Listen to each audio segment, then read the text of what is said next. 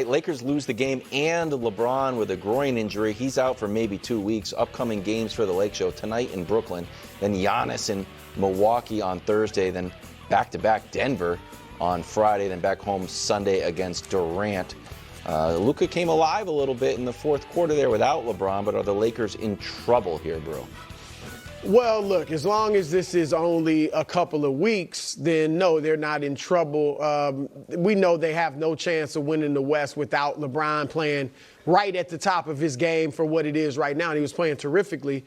So if he's out for 2-3 weeks, but he's fine, you know, he comes back health-wise, and Rui Hachimura and Jackson Hayes eventually come back healthy too, because, Nick, Luka needs a Jackson Hayes at the rim. Mm-hmm. Greg and I were talking about this earlier. Like, Luka's always that lob threat. You saw it in Dallas throughout his career. Having that lob threat at the rim to catch and finish is great for Luka Doncic and even LeBron James. So as long as they can get healthy, I think they'll be fine. Now, Nick, you may bring this up. Their seeding is probably going to drop. All right, just in the next 2 weeks, they've got 8 games.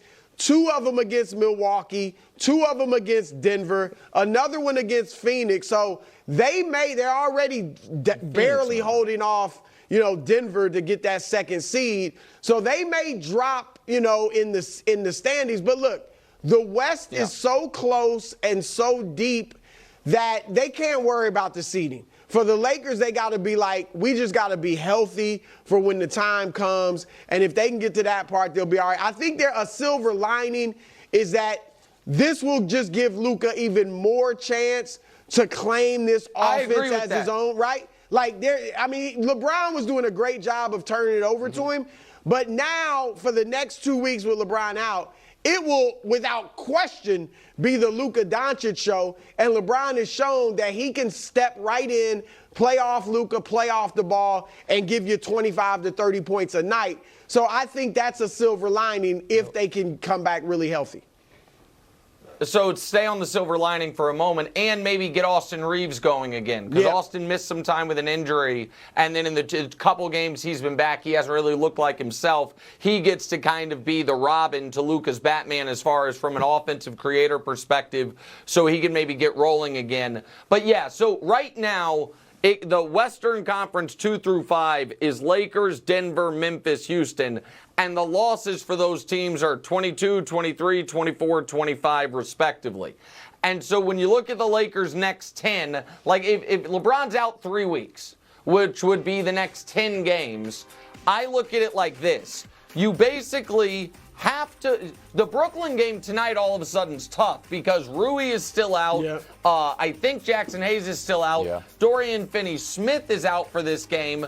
But you look at the Nets, Suns, Spurs, Bulls, Magic, Pacers. Those 6 games, I feel like you're hoping to go 5-1, and then maybe that allows you to go 1-3 in the 4 against the Bucks and the Nuggets, and then you're 6-4 and you don't drop too far. But I agree with you that even if they go 3-7 in this stretch and drop all the way to the 5, that's not a death knell for them, especially because because the seeding is so bunched, you don't know where is Golden State going to climb to the 5? Are they going to drop to the 7? You don't know who you're going to be facing in the first round anyway.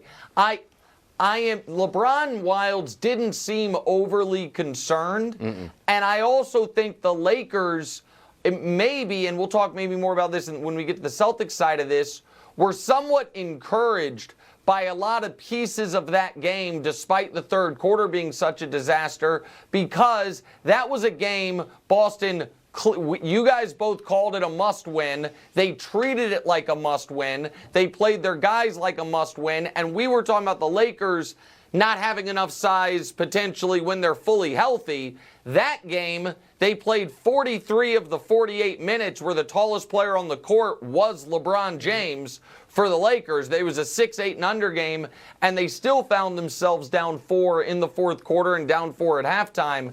And so I'm still bullish on the Lakers, assuming that we're not going to find out this is a 4 to 6 week injury, which, given LeBron's comments, it doesn't sound like he's worried about. All right, so I'm going to show a silly highlight to make an interesting point.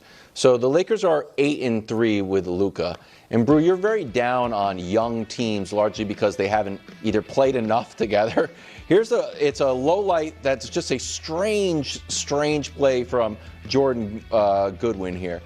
Do you think, Brew, that the lack of chemistry, that this is still a new team, and as great as LeBron is, and as well as he's meshed with Luka, we know that they'll be great, but maybe everybody on the team, like, all right, another 2 weeks without LeBron, we are not going to be the team that we could be next year, or we will not be hitting peak once the playoffs happen. And I know it just feels like you're rubber stamping the chemistry a little bit prematurely. No, look, I think that's fair. Obviously, chemistry is huge, and you need chemistry to win a championship. You may not have 100% of your chemistry, but you still can win big because what? You got great talent. Mm-hmm. We saw it in Miami. LeBron and Wade were not always, at least early on that first year, the chemistry wasn't 100%. They still were able to get to the NBA Finals. They obviously didn't win it, but they still were able to get there because they had so much talent.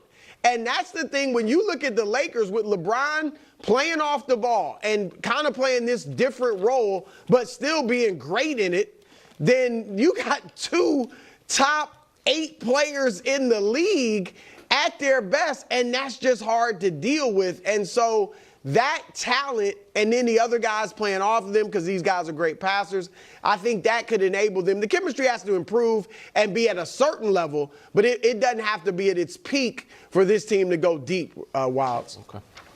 Nick, do you agree with that? We're going to move on to Celtics if you do. Yeah, no, I mean, I also think that you have 2 guys who are 2 of the all-time guys as far as great regular season players who across the board their numbers get better in the playoffs in Luka and LeBron. Right. That is incredibly rare. And so, yeah,